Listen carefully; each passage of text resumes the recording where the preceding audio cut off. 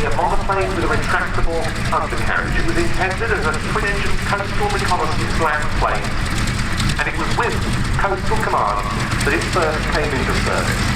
26 squadrons across coastal and bomber commands had aircraft of this type on frontline duties when war broke out in September 1939. Their defensive armament came in the form of just two.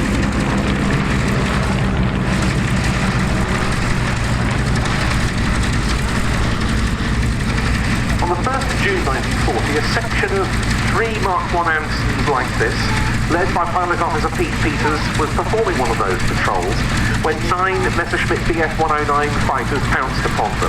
Pete Peters slowed his Anson, the Messerschmitts overshot, and 2 of them were shot down by the Anson's guns. No wonder Peters was awarded the Distinguished Flying Cross and his 4 crew members the Distinguished Flying Medal.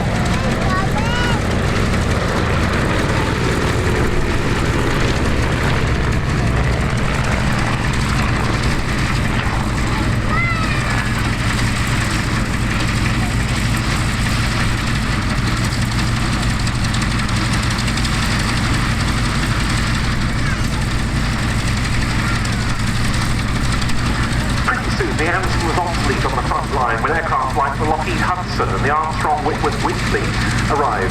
But still it was superior to some of its intended replacements. It was more agile, something we're seeing demonstrated really well here. The crew had better visibility from it.